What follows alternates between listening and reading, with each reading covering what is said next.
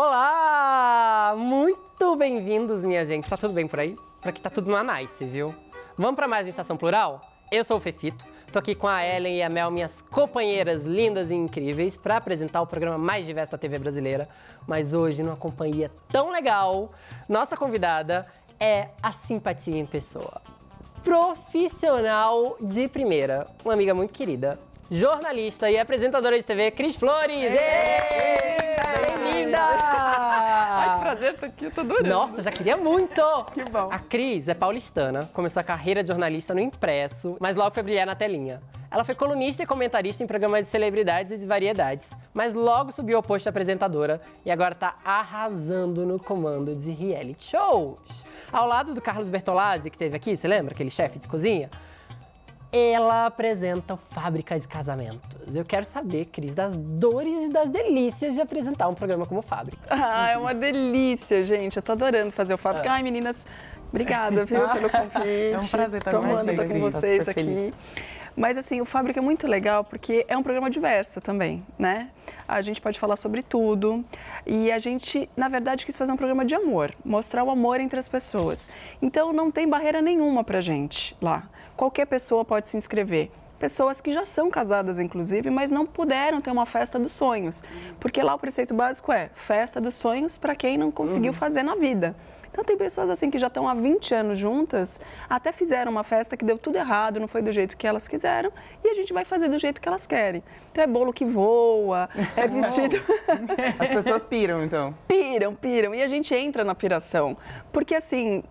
É o sonho da pessoa. A gente não pode dizer isso é certo, isso é errado, isso é cafona, isso não é legal. É legal pra pessoa. É um casamento organizado em uma semana, gente. É, e então. é com gente chique, que eu sei que, tipo, o moço que faz vestido de noiva é desse que tem 6 meses de fila de espera. Uau. Pra ter Sim. uma consulta com ele, assim. Então é um casamento dos sonhos mesmo. Dos sonhos mesmo. Então, assim, o vestido fica pra noiva, não é um primeiro aluguel, não é emprestado. É todo um carinho pra que a pessoa sinta assim, foi o meu casamento. E não, eu fiz um casamento pra televisão de mentirinha. Me perguntam muito isso. Ah, é tudo combinado? Não, não é tudo combinado. Ainda vai ter coisa que vocês nem vão ver no ar que aconteceu, entendeu?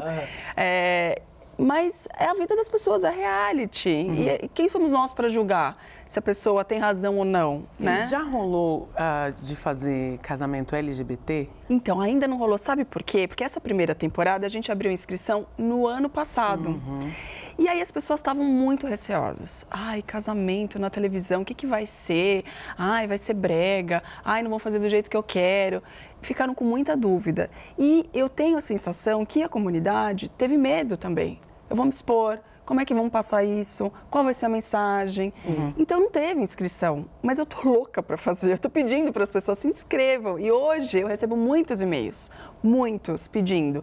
E eu fico muito feliz. Então nessa primeira temporada não vai ter porque a gente já gravou os 16 episódios. Mas eu tô com muita vontade de fazer. Então agora a gente vai ver um trechinho logo desse programa que você ficou curioso. Se você é LGBT e quer casar, já pensa para se inscrever para a próxima temporada. Vamos ver o que é o Fábrica de Casamento. Na Fábrica de Casamentos é assim. Um time com os maiores especialistas do Brasil será desafiado a cada programa. A missão é entregar surpresas inesquecíveis. Aproveitem a lua de mel de vocês, Brasílias Maurício! Você acredita? E festas grandiosas, estimadas em R$1 milhão. Quando eu te vejo, paro logo e vejo. Beleza! Contamos com os melhores profissionais do país para vencer o desafio. Mas em uma semana, tudo pode se tornar um pesadelo. Não era isso que eu esperava. Eu acho que vou ficar parecendo balão, vai ficar maior Você acha ainda. que eu tenho cara de estilista que faz um vestido balão? A gente não tem quase tempo para isso. Juntos, vamos superar o que for preciso para fazer de cada casamento um dia que ficará para sempre na memória. É maravilhoso, a gente tava aqui comentando isso. É muito divertido, porque as pessoas descobrem que vão casar em cima da hora, às vezes, porque tem alguém tramando ali atrás, nos bastidores. Tem temas, eu vi um casamento surfista outro dia. Acho muito divertido. A gente fez um Hare Krishna, que foi maravilhoso. Eu tava morrendo de medo. Né? Porque a gente tem preconceito. Se a gente falar que a gente não tem na vida, a gente tem. A gente tem esse preconceito das pessoas. E o Hare Krishna, eu tinha a imagem, né, daquelas pessoas que ficam lá vendendo incenso, as mensagens, que são super espiritualizadas, são muito tranquilas. Falei, mas esse casamento para televisão, todo mundo na paz, né? Como é que vai ser? E, na verdade, eu não sabia, ignorância completa. Eles seguem os preceitos do hinduísmo. Então, foi um casamento indiano. É lindo. Gente, lindo, alegre. E eles cantam os mantras. São rituais, é tudo muito bem orquestrado. Os rituais, é muito Foi um dos casamentos mais animados que a gente teve. Eles dançavam, eles cantavam. Falei, gente, eu já quero ir lá pro templo com vocês. Sabe quando você sai assim, levitando? Muito alegre, né? Muito alegre. Casamento não tem preço, mas eu vou ser sincero. Pode falar. Lá vem, Na nossa comunidade, nos LGBTs, tem muita gente que é contra casamento. Sim. Porque diz que a gente reproduz modelos heteronormativos, a gente tá tentando ser caretinha que nem os héteros, ou isso e aquilo. Eu queria saber, Cris, por que as pessoas ainda casam hoje em dia? Porque aqui no Brasil, o número de casamentos só aumentou nos últimos tempos. Só aumenta. Inclusive casamentos LGBTs. Sim. Faz sentido casar hoje em dia ainda? Ou a gente é da turma que questiona também? Olha, eu acho que faz sentido. E as pessoas me falam muito também. Ai, mas vai casar e se depois separar? Depois é depois, gente. Eu tô só esperando chegar. Não é? Porque eu não vou mentir, eu tô esperando. Não é gostoso? Assim, é gostoso. Às vezes, eu acho que perpassa muito pela nossa cabeça, tipo, que pode não acontecer. Esse pode não acontecer, mas eu acho que é meio universal o pode não acontecer. Pode. Mas eu tô aqui esperando, tá, gente? Eu acredito no casamento, porque lá a gente não faz o casamento civil, a gente faz só a festa. Então, se a pessoa não quiser assinar um papel, ela não precisa. Se ela quiser celebrar o casamento com qualquer pessoa que seja, com o xamã, com o padre, com o pastor, ela pode. Para unificar, a gente coloca uma cerimonialista que vai falar sobre amor. Porque justamente a gente quer isso, que as pessoas não sejam julgadas por estarem ali unindo os laços, as famílias e esse amor. Então tem uma cerimonialista que fala, se a pessoa quiser levar alguém além, ela pode levar e pode fazer, pode demorar o tempo que for para nós, não tem problema nenhum. É o casamento dela. O que eu descobri fazendo esses casamentos? É uma festa, é uma celebração do amor. Se vai dar certo, gente, pode tudo não dar certo na vida da gente. Dando, vamos celebrar vamos enquanto celebrar, tá dando. vamos Eu ser gosto feliz. disso. Eu tenho essa convicção também, Né? de que às vezes as pessoas falam, né? Ah, eu sou divorciada, e alguém comenta, não deu certo. Como não deu certo? Deu durante um tempo, deu né? certo. É. A minha cerimônia de casamento foi pequenininha, foi bem íntima, foi bem simples, foi feita como na fábrica de casamentos em uma semana. Você começou o reality sem saber. A gente não tinha programado fazer festa, né? Mas aí depois eu fiquei, poxa, e pra mim é isso, né? Eu até escrevi um texto uma vez sobre o significado desse casamento pra mim. E eu acho que o casamento é, além da questão da festa, que eu acho que é isso mesmo, é a gente celebrar com as pessoas que a gente ama, é uma profissão pública do amor que eu tenho. É verdade. Pelo meu amor, pelo meu bem. E imagina como é raro eu receber uma declaração dessa de volta, né? É tão mágico que aconteça. Gente, no meio de 6 bilhões de pessoas, a gente encontra uma que a gente ama e ela ama a gente em retribuição. Isso é fantástico. Isso é fantástico, eu concordo com você. E assim, uma das coisas que a gente faz questão que tenha no casamento são os votos. Tem que ter, porque tem um olhar para a cara do outro e dizer, e assim, tem alguns que escrevem, eu falo, tira o papel. Nossa, mas eu fiquei horas preparando isso, eu falo, você não sabe falar coração? Ah, mas eu vou travar. Fale uma frase, mas fale uma frase verdadeira olhando no olho da pessoa que você ama. A Letícia, né? Fialho escreveu uma música que eu não aguento, gente, vou cantar um pedacinho, tá? Ai, fala ótimo. Assim, força, fé, saúde, alegria e 1 milhão de risos por dia. O amor sou eu, quem vai lhe ofertar.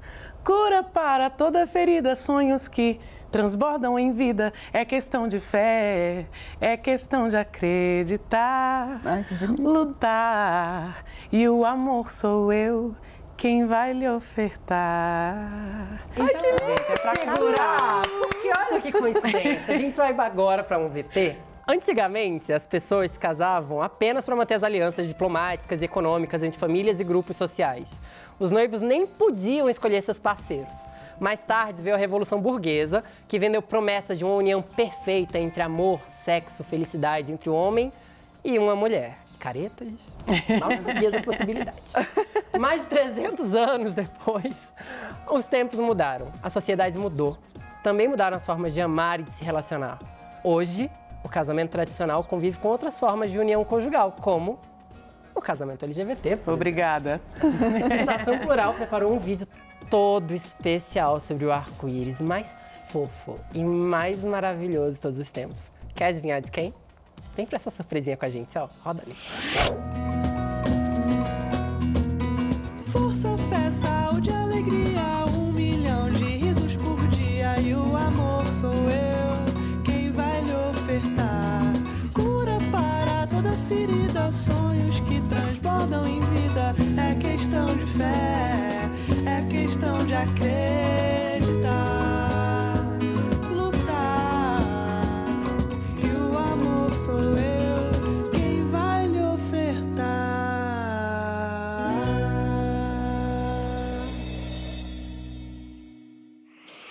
Ai, fiquei emocionada.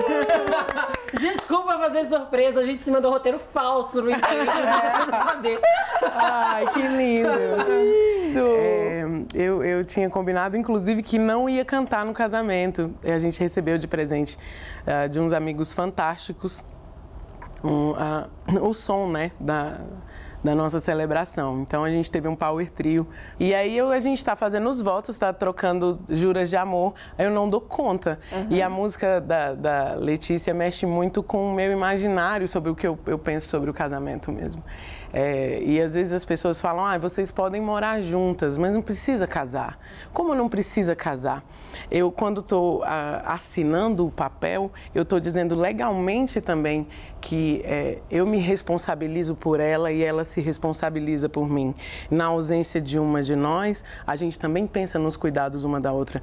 E na permanência da nossa união, a gente sabe que tem o cuidado, a possibilidade de eu oferecer para ela cuidados que eu não consigo oferecer para um amigo, para uma amiga, que tem a ver com um vínculo familiar. Sim. Aí o fato da gente, as pessoas às vezes também coroam as uniões e chamam de família quando a gente tem prole, né? Quando tem filhos. O fato da gente não ter filhas, não ter filhos, isso não faz da gente menos família. Nem um pouco. A nossa celebração do dia de domingo, ela é familiar. Fefito sabe quando a gente se encontra, não é? Para mim é cheirinho de lar. Lógico. Eu tô com ela e a gente dorme e se ama assim. Fico muito... Te amo, amor. Ai, que linda! E como diria Carlinhos Brown, muito obrigada por você me amar. É um casamento que eu admiro muito, seu. Você sabe disso. Sem dúvida, E nossa. desculpa fazer essa surpresa. Fiquei toda estressada aqui. Foi lindo demais. Tem uma coisa sobre casamento, sobre a turma do contra do casamento. Como você pode ser contra vendo isso? Eu sou contra. Eu sou contra porque eu ainda não casei. Você parece, né? As pessoas acham que o casamento pode ser uma instituição opressora. Pra mim, a questão do casamento ela é um pouco mais simples. Sim. A gente se gosta e quer estar junto. Eu não casei no papel, no meu primeiro casamento. Nem podia, na época. Eu sou velha, gente. É complicado falar isso de casamento um pouquinho para as pessoas trans, assim. Principalmente quando a gente está se relacionando com uma pessoa cis. Especialmente falando, porque o acesso a essa cerimônia, a esse relacionamento ser celebrado de uma forma totalmente aberta é uma coisa que acontece muito raramente, porque precisa, como uma amiga minha sempre diz, as pessoas trans elas movimentam quem está por perto. Então a gente movimenta todo o redor, né?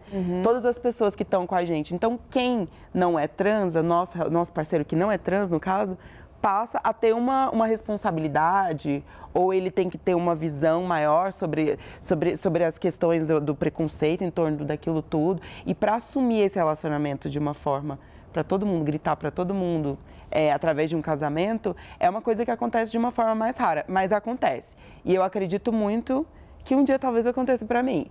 Isso. Mas a gente não pode tratar isso, eu não quero tratar isso para as minhas meninas de uma forma romantizada. Porque não é assim que acontece e a gente sabe muito bem que a realidade é outra. Mas enquanto isso, enquanto houver amor, a gente acredita. Tem uma fila de pretendentes aí que a gente sabe. Mas sabe uma coisa que eu acredito muito, Mel?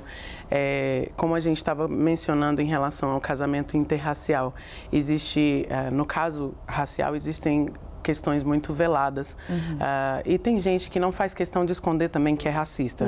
E é explicitamente racista. Aliás, tem gente que acha que isso é uma virtude, né? É Ser verdade, racista. é verdade. Infelizmente, temos até candidatos, né, que usam Exato. esse recurso do Exato. racismo como um fundamento, né, como pauta. A gente às vezes procura também uma luva, né, que vai encaixar na mão da gente. E talvez o legal, porque é a gente acreditar e entender que dentro das nossas diferenças, a gente precisa adquirir dentro de um vínculo de amor, não no romance hollywoodiano, não. Um amor de verdade, pé no chão, que enfrenta o dia a dia, Sim, sabe? exatamente. Que faz plano junto. Entender Exato. que a gente precisa ter sensibilidade para se perceber dentro das nossas diferenças. E estar junto para o dia a dia significa lutar contra a transfobia junto também. Junto, claro. Sabe? E é uma coisa que depende muito mais, assim, da outra pessoa do que propriamente da gente. Então, é meio que Rapunzel, assim. Infelizmente, é meio que esse o lugar, porque você não vai acessar a pessoa ou obrigá-la a estar com você, ou obrigá-la a assumir determinado tipo de relacionamento, porque, infelizmente, é esse o quadro que a gente vive. Sim, sim. É claro que existe amor, mas esse amor é completamente escondido. Ainda é assim, mas a gente está lutando para que isso mude. É que é difícil e eu entendo muito, porque o medo permeia a sociedade. Porque a gente já sofreu demais e vocês muito mais. Porque vocês tiveram que sofrer calados durante muito tempo, né? Assim como os negros tiveram que sofrer calados durante muito tempo. E só quem passa por isso de verdade é que sabe a dor. Eu posso entender a dor, mas eu não passei por essa dor. Então, a gente tem que respeitar a dor do próximo. Claro. E entender que a gente está no momento que a gente pode falar graças a Deus. A gente pode ser julgado por aquilo que a gente é, por aquilo que a gente fala, mas a gente está podendo falar. Isso é muito precioso. Mas é muito importante. E assim, eu como mãe, eu tenho um filho de 11 anos, que está passando por aquela fase que já não é nem mais criança, está entrando na adolescência, já não posso mais dar banho, já não posso mais entrar no quarto, aquela coisa. Mas eu tenho que respeitar muito. E eu converso muito com ele. E eu acho muito legal, por exemplo, que nem na novela da Glória Pérez, está sendo discutido isso, porque hoje é uma discussão que não fica só na minha casa, porque na minha casa sempre teve. Porque as pessoas perguntam assim, você queria que ele namorasse, que ele casasse? Eu falo, sim, gostaria que ele fosse feliz, né? Aí como você imagina uma mulher para ele? Eu falo, eu não imagino nada, eu imagino uma pessoa para ele. Nossa, mas como assim? Como assim? Sim. Eu quero que ele seja feliz. Da forma mais natural possível. A única coisa que eu digo para ele é o seguinte, encontre alguém que te ame de verdade, que trate você bem, como ser humano. Quem vai ser, quando vai ser, não interessa. Isso é um problema seu e só seu, né? Então, a minha função como mãe é criar esse cidadão para o mundo, porque ele não é meu. Essa história de que é meu filho, não é meu. Ele é do mundo. E que lindo ouvir isso. Que a gente levou junto com você. Muito lindo. Vocês entenderam agora que é amiga? Assim, a gente só é amigo, isso que é muito legal, sabe? Dá até pra se inspirar. Mas, eu preciso encerrar o bloco, porque a gente estourou de tempo, mas a gente volta já. Meditação Plural. Sai daí não, só suspira junto com a gente, vai beber uma água e volta. Muitas emoções.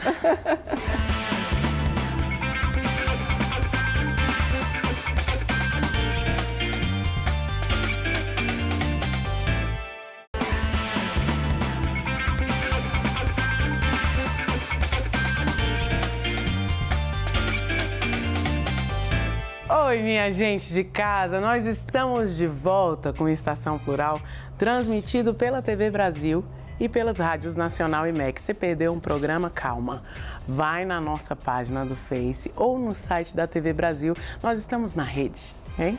Todos os programas estão disponíveis para você ver e rever.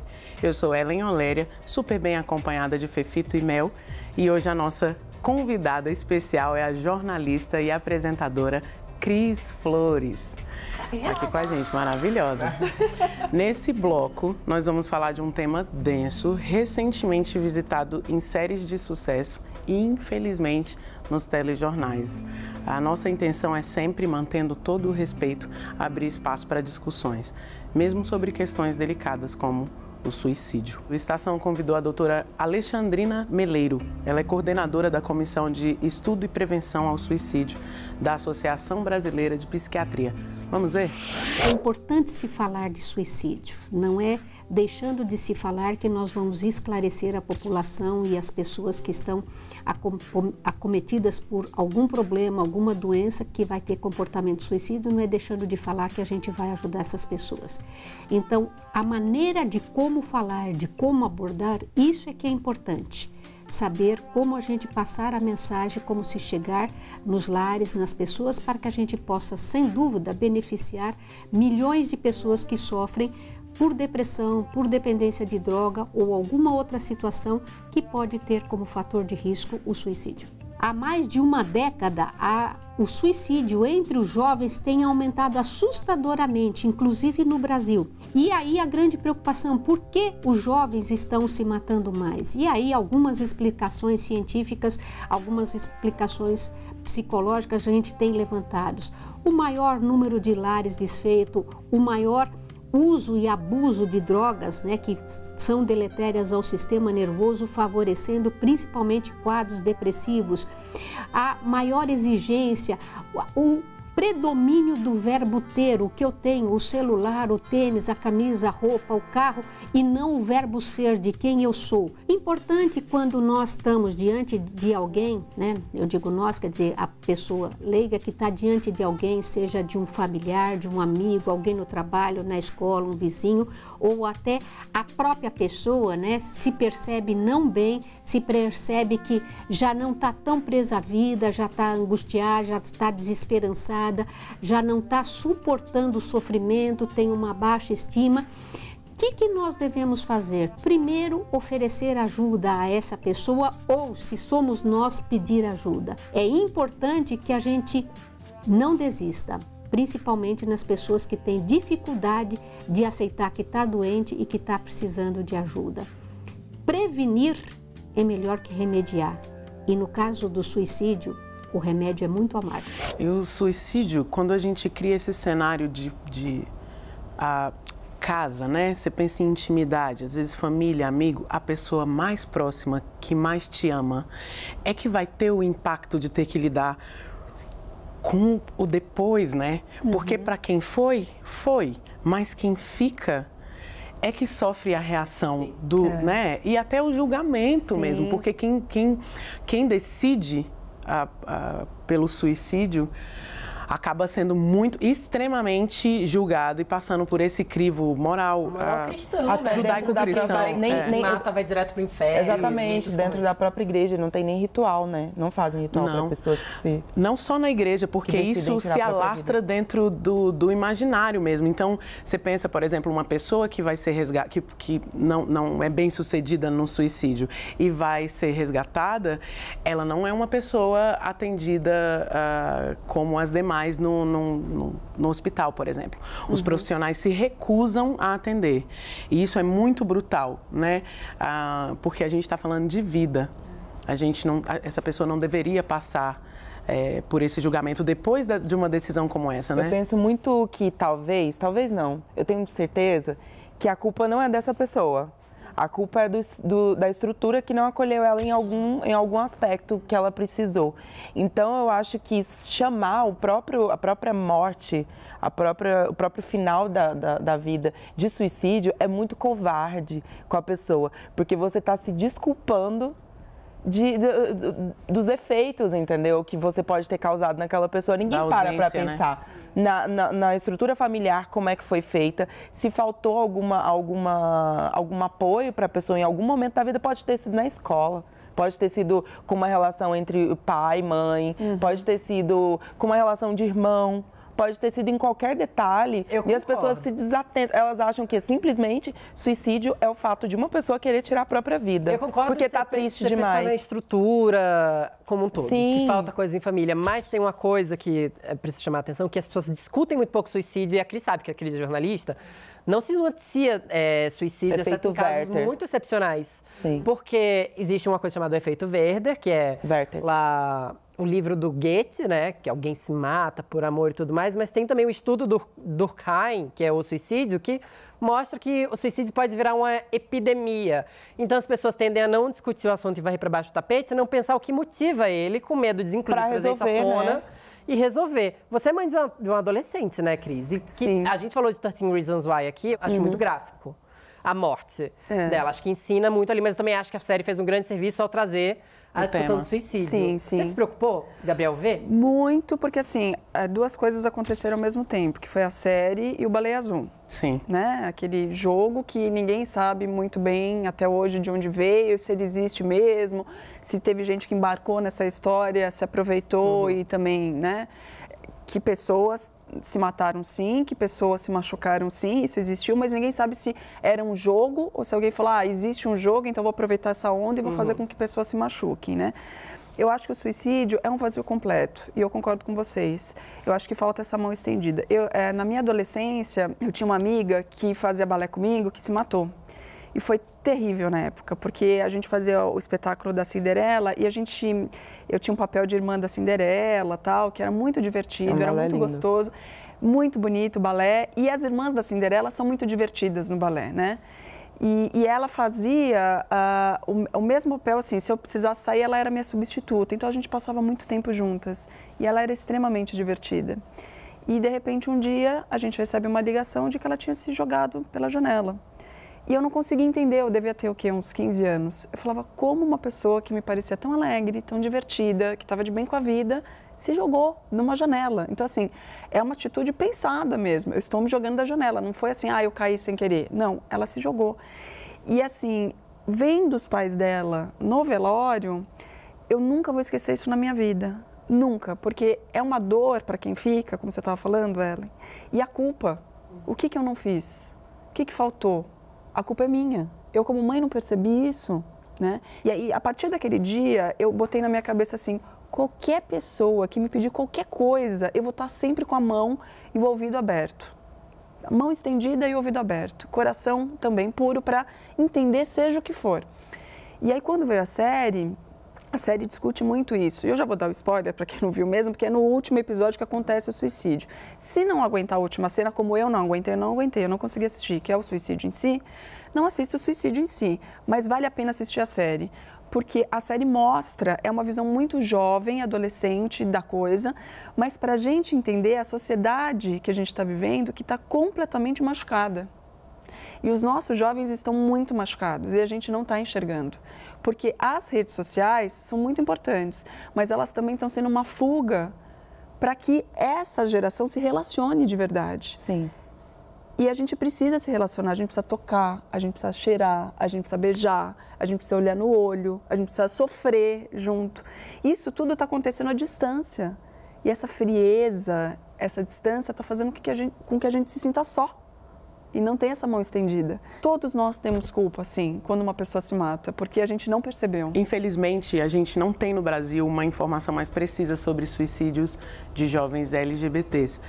Mas uma outra pesquisa feita nos Estados Unidos concluiu que a probabilidade de um jovem homossexual ou transexual ou uma lésbica cometer um suicídio é 5 vezes maior do que de um jovem heterossexual e provavelmente cisgênero.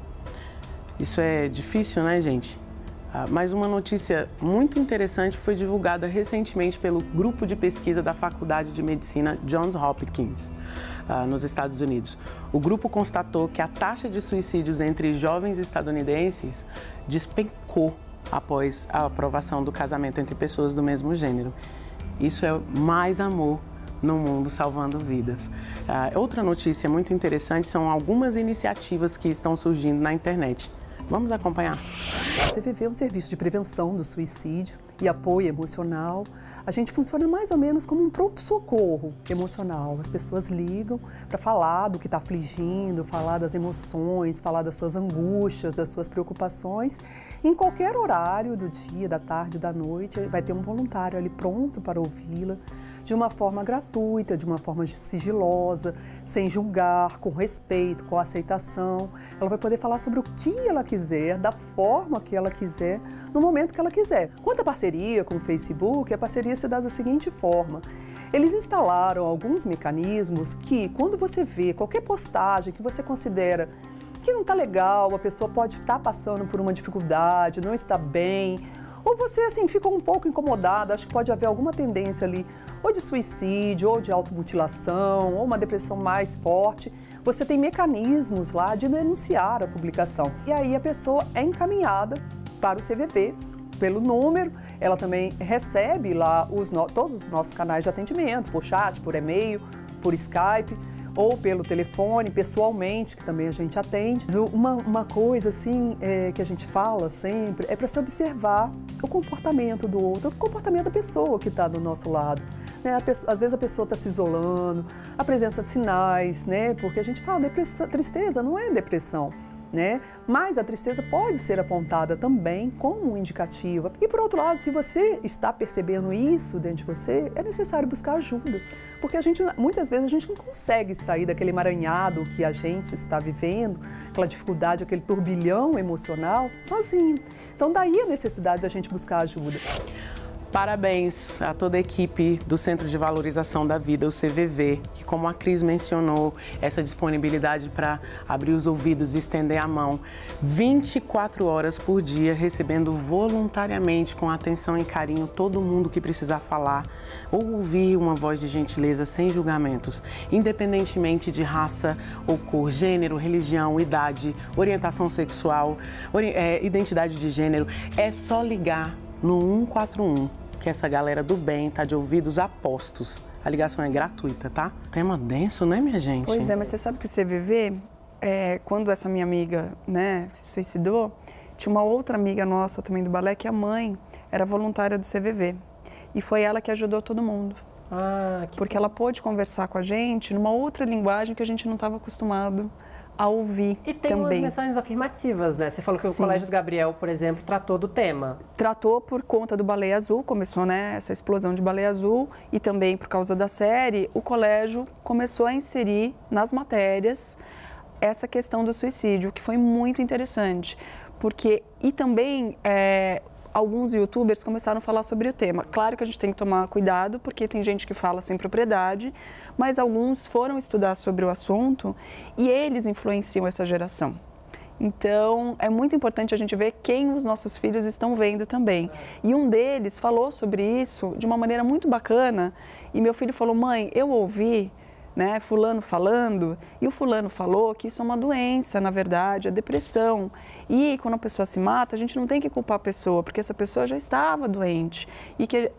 Então foi muito interessante, porque eles se uniram, eles se deram as mãos, todos eles na escola, para entender quem que poderia estar precisando de ajuda.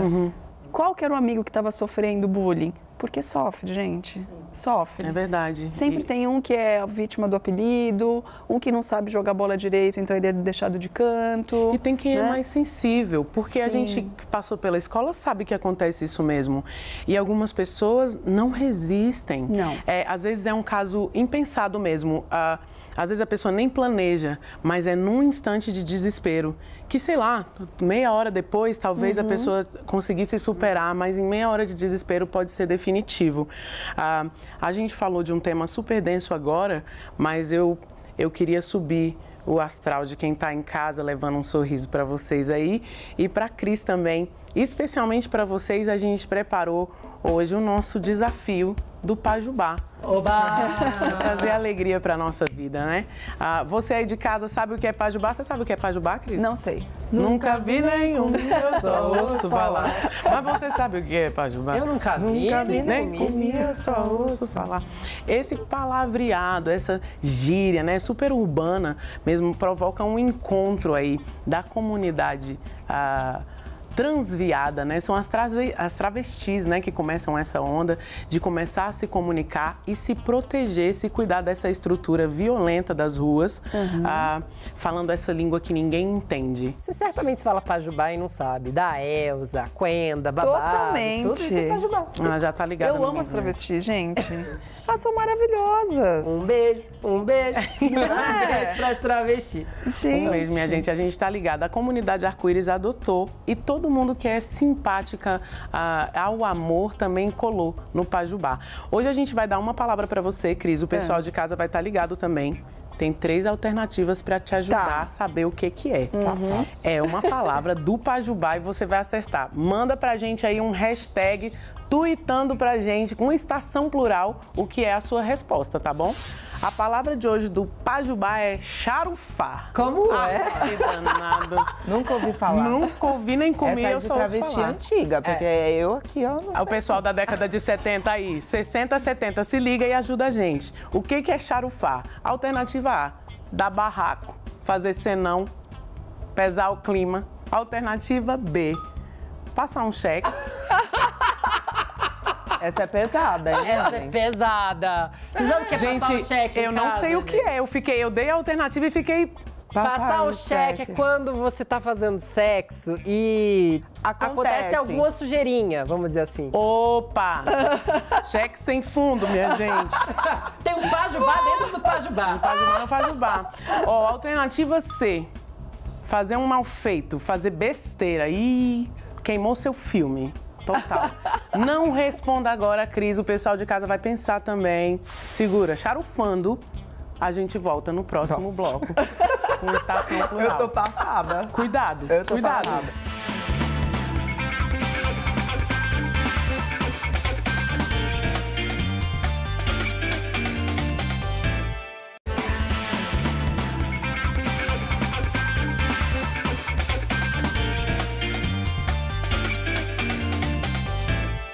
Minha gente, estamos de volta com Estação Plural.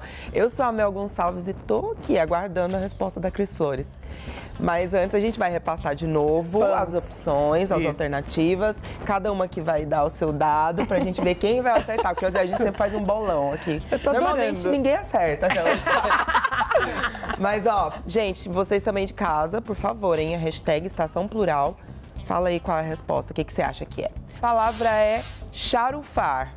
O que é charufar, meu Gente, Deus? tá danado. Ó, letra A, dar um barraco. Letra B, passar aquele cheque.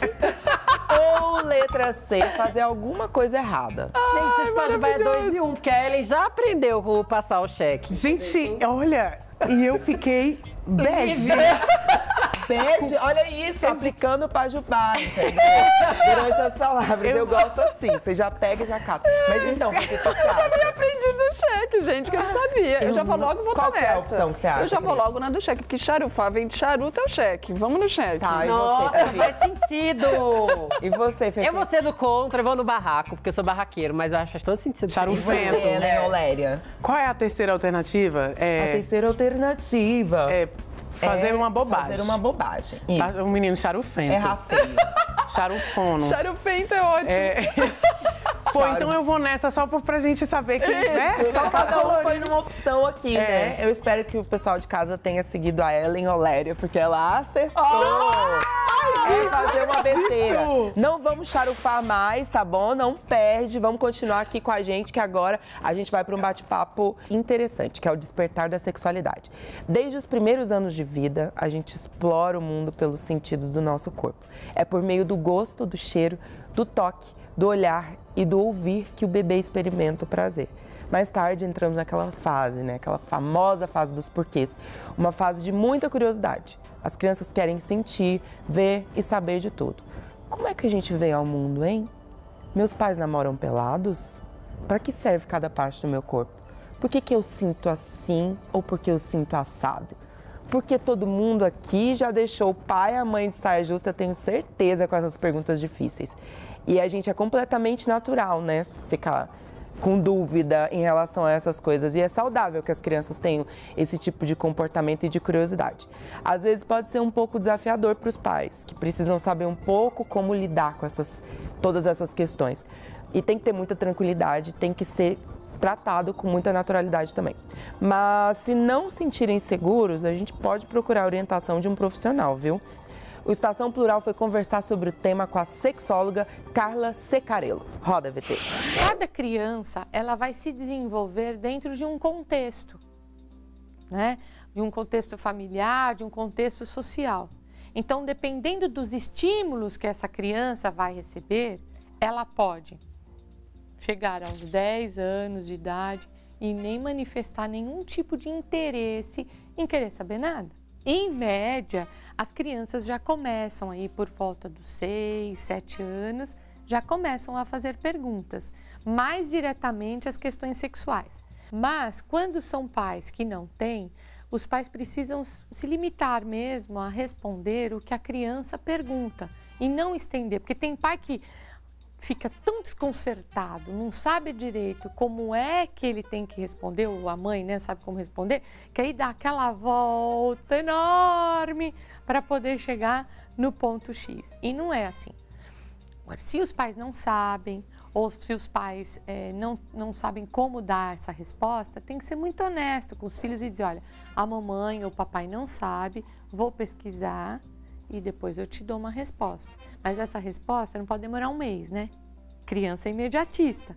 Então é uma coisa de 1, 2 dias, tem que pesquisar rapidamente para poder atender a essa demanda da criança, né? A família, eu vejo assim, que ela tem que estar muito atenta a cada passo, a cada comportamento.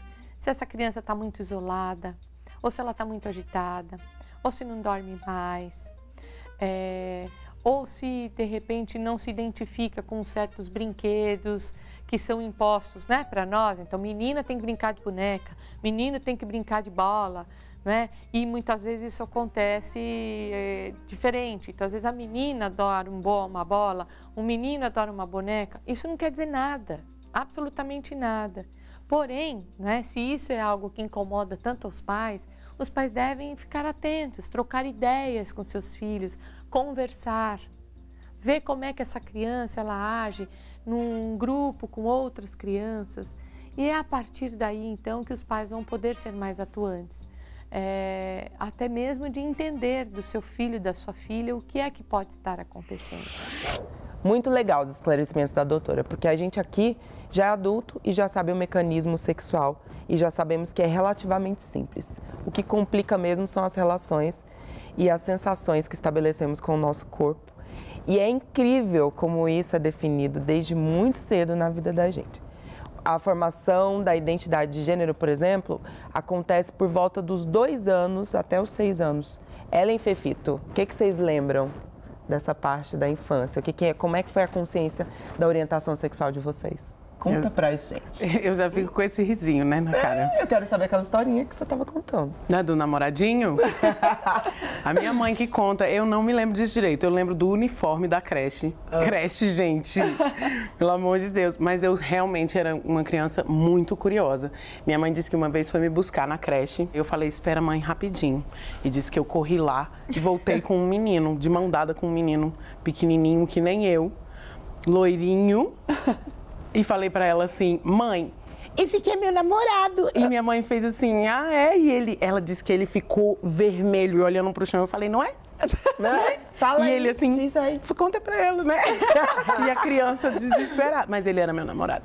É curioso, né? Que a nossa vida começa com experiências heterossexuais. Porque eu era super garanhão no colégio. Olha! Super garanhão. Eu ensinava todas as meninas a dar beijo, até porque teve esse momento de aprender o que era sexo muito cedo também, porque eu flagrei meus pais na cama. Oh, sinto muito, amiga. Foi horrível! E eles viram que você viu?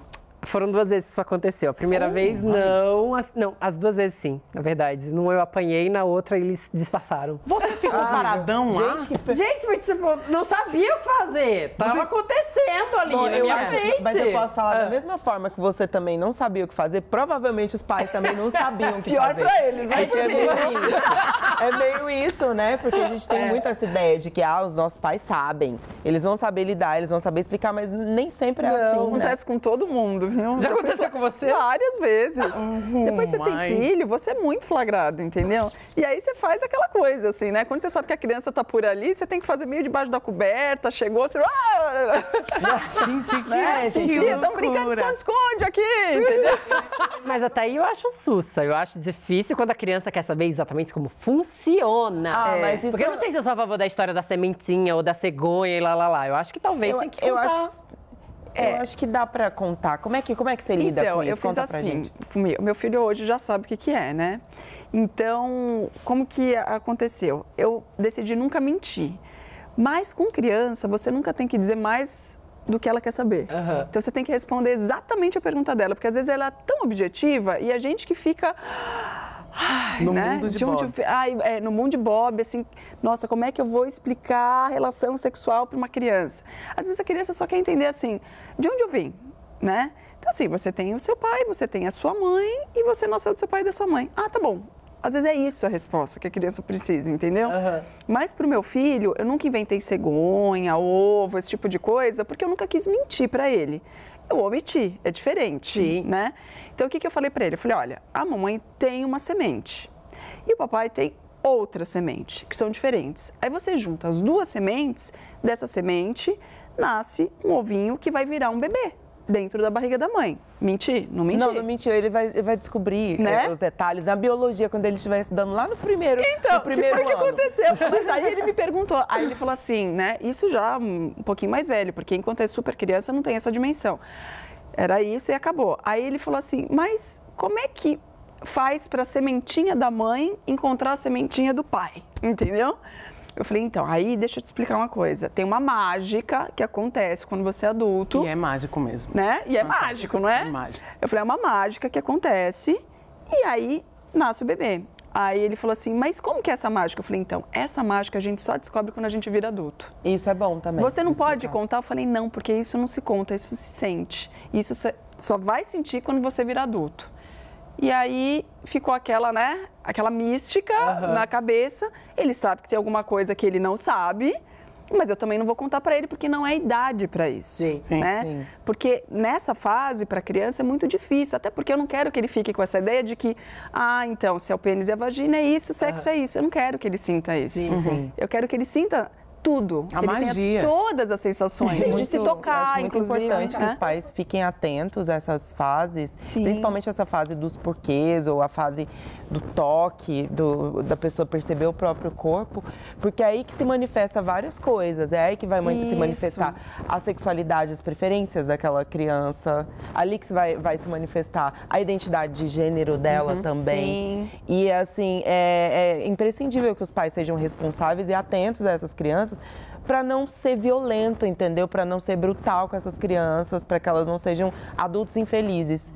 É muito importante deixar que sinta, que se toque. É óbvio que tudo com cuidado, né? Aquele acompanhamento, mas não como fiscal. É que eu acho que os adultos já vêm com moralidade, tá né? Já vem com moralismo na cabeça. A criança nasce já no quarto rosa ou azul, gente. Exatamente. E eu queria... lembrei de uma coisa que eu queria contar pra vocês.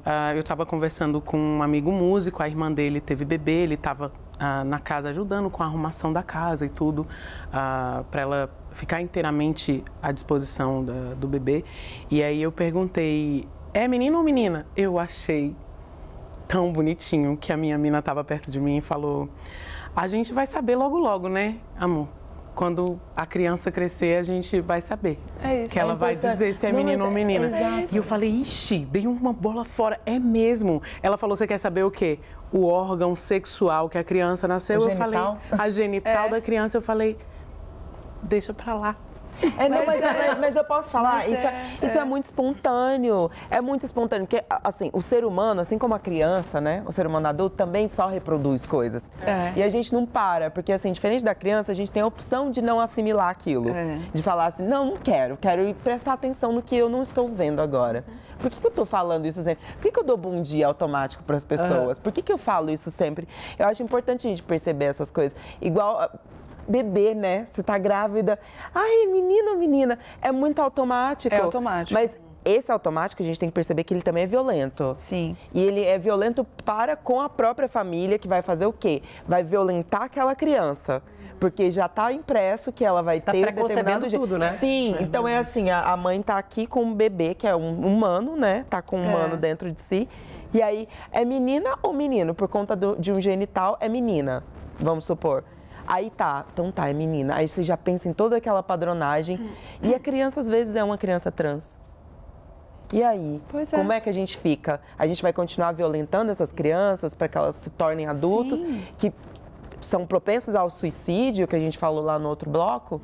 eu acho importante a gente se atentar e não levar tão na risadinha, uma coisa sabe? acaba gerando a outra, porque o moralismo, ele tá muito presente mesmo. Quando a Cris falou que as crianças se tocam, é muito verdade, as crianças se tocam. Sim. Mas a gente não para pensar que as crianças se tocam porque elas estão se descobrindo, elas estão descobrindo o mundo, elas estão descobrindo cheiros, visões, sabores, tato. Elas estão descobrindo tudo, então é muito normal que você conheça o que você tem. Sim. Mas alguém vê uma criança se tocando, é tipo, sai daí, menino, para com isso, menino. E já na hora. Eu sempre fui muito natural. Em casa, a gente, sabe, anda pelado. É isso, filho. Olha aqui, eu tenho 2 seios, sabe? Existe seio na vida, você mamou aqui. Sim. Nunca teve esse tabu, né? De entender o que é o corpo humano. Sim. Então, quando ele teve em biologia o corpo humano, para ele foi tudo muito natural. Eu sempre estudei com ele. E na hora de estudar os órgãos genitais, eu sempre estudei com ele. E não tinha aquela coisa de, ai, meu Deus, agora eu tenho que estudar com a minha mãe. Ai, que engraçado falar disso, sabe? E ele veio me contar, olha que engraçado. E ele veio me contar, ele falou, mãe, quando a professora mostrou o pênis na lousa, algumas meninas deram risada e falaram que estavam envergonhadas, constrangidas. Ele falou, eu não entendi por quê. Então, assim, porque não teve esse constrangimento em casa. Mas hoje, imagina, se as pessoas estão me vendo e falam, ai, tem pedofilia no meio. Não tem nada de pedofilia, Inclusive, gente. Tem reconhecimento de corpo, Cris, é outra coisa. Eu acho que você falou uma palavrinha que também ela é chave para um outro universo, que é a pedofilia. Às vezes, essa abertura dos pais em casa, das mães em casa, de estar junto com as crianças e entender que as crianças estão se percebendo, pode ajudar a indicar também os limites para o que vem de fora. Não, isso aqui é seu, é íntimo. Sempre falei isso pro meu filho, só você pode se tocar. Ou, né, porque tem aquela fase que você tem que limpar a criança, que a criança ainda não sabe, né, fazer a higiene, né? Eu sempre falei, só pode te limpar aquelas pessoas que você tem muita intimidade, que é a mamãe, o papai, a vovó, né? Então... Isso também é muito complexo, porque quando a gente fala da pedofilia, a gente geralmente volta a um ambiente familiar. Então, é uma pessoa próxima que vai fazer, que vai extrapolar um limite.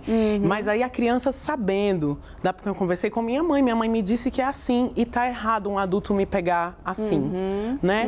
Ou assado, assim não é legal. O toque assim não é legal. O toque assim não é legal. Me pegar desse jeito não é legal. Falar isso pra mim não é legal. Me chamar no cantinho escondido de todo mundo não é legal. E quando você percebe também uma criança muito constrangida com essas questões de sexualidade, aí tem. Essa criança passou por alguma situação que a gente não está enxergando. Se tem um adulto pedindo segredo sobre um toque, tem alguma coisa errada. Tem. Com certeza. Isso não pode ser um segredo. E é essa coisa se tudo é um segredo o tempo todo, o segredo é normal entre as pessoas adultas. Não pode ser normal. Mas é exatamente tem alguma isso. Coisa Como errada. Não se conversa, não se fala, a criança também não sabe como reclamar. Por exemplo, acontece muito com as crianças que sofrem esse tipo de abuso, de não saber como contar para os pais, porque não tem acesso àquele tipo de conversa sobre sexualidade, corpo e etc. E aí o que acontece? A violência fica ali. E às vezes, muitas vezes, a gente nem fica sabendo de casos de pedofilia, porque a pessoa cresce com aquela história dentro dela. E isso é inconcebível. Eu peço aí que todo mundo fique atento aos seus filhos, converse sim, não tenha dedos para falar, para conversar, porque é importante que a gente saiba como lidar com o nosso corpo e que a gente saiba também identificar as violências das pessoas. Enfim, gente, o programa tá maravilhoso. O assunto poderia rolar muito mais, porque tá uma delícia estar aqui com você. Eu tô amando estar aqui, gente. Mas a Estação Plural vai ficar por aqui. Ai, que pena. Semana que vem tem mais. Eu quero agradecer todo mundo que assistiu. E quero agradecer a Cris Flores pela presença maravilhosa, pela troca. Eu que agradeço, porque eu tive a oportunidade aqui de falar de temas que nunca me perguntaram. Não é que não quero falar, nunca me perguntaram. Vocês me deram uma liberdade aqui muito importante. Maravilha. Porque é só assim que a gente vai evoluir como ser humano. As pessoas esquecem que existe uma evolução em curso. Sim. Né? Sim. A gente está regredindo, é a minha visão. A gente está regredindo muito. E a gente precisa se atentar a isso. Né? A gente não pode jogar a culpa nos outros. A gente tem que olhar para si, evoluir primeiro dentro da gente para poder olhar para o próximo, senão a gente não vai chegar em lugar nenhum, né? Bom, nem preciso falar mais nada depois dessa frase. Você aí de casa se cuida, semana que vem tem mais, viu? Um grande beijo, obrigada pela companhia. Tchau, gracinhas.